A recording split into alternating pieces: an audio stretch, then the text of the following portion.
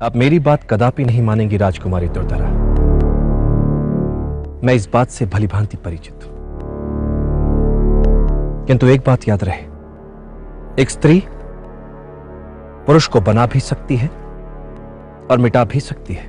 मैं ये नहीं कहता कि आपका इसमें कोई दोष है, किंतु जैसे एक कोयल की सुंदरता उसकी मीठी कूक में होती है, वैसे ही एक स्त्री की सुंदरता उसकी पति भक्ति में होती है। भक्ति होती क्या है? प्रेम की चरम सीमा।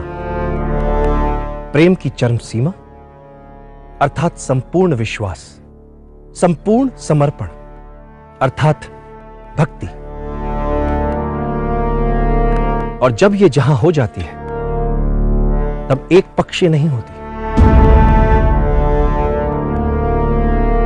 अब एक क्षण के लिए सोच कर देखिए, एक व्यक्ति अखंड भारत के निर्माण में लगा है और उसके हृदय में रह रहकर प्रश्न उठ रहे हैं, घर पर उसकी पत्नी कैसी होगी, क्या कर रही होगी। कल्पना में यह चित्र कितना विचित्र लग रहा है। इसलिए कहते हैं कि प्रेम योद्धा को निर्बल बना देता है।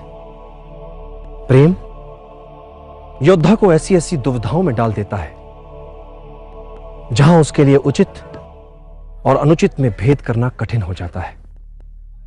प्रेम में उसे सब कुछ इतना स्वप्निल, इतना सुंदर लगने लगता है कि वो लड़ना तक भूल सकता है उसकी सुगंध में डूबकर, कि वो युद्ध तक हार सकता है उसकी सुगंध में डूबकर। यह उसके लिए घातक हो सकता है, उसके साथ कोई भी अनहोनी हो सकती है। और चंद्रगुप्त प्रेम के लिए इतना बड़ा मूल्य नहीं चुका सकता।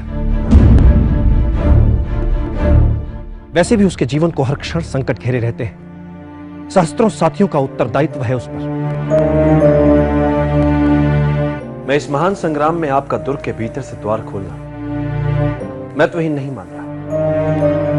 मैं प्रेम के विरुद्ध नहीं हूं, मैं सम्मान करता हूं प्रेम का, किंतु एक छोटी सी भूल जीवन ले सकती है चंद्रगुप्त। उस स्वप्न को चूर चूर कर सकती है ये तुच्छ भूल, जो उससे भी बड़ा है, मुझसे भी बड़ा है, आपसे भी बड़ा है, हम सबसे बड़ा है। अखंड भारत का स्वप्न ये है चंद्रगुप्त, जिसे इतिहास गढ़ना है, जिसे इतिहास में अमर होना है, जिसे इस समय का युग पुरुष बनना है। ऐसा युग पुरुष जिसे आने वाली सैकड़ों सहस्त्रों पीढ़ियां चंद्रगुप्त मौर्य के नाम से जाने। बड़े कठिन मार्ग पर चल पड़ा है वो, और यह मार्ग मात्र यश और प्रसिद्धि का नहीं है राजकुमारी दुर्धरा। पवित्र यज्ञ है उसका लक्ष्य, और जब यज्ञ इतना बड़ा हो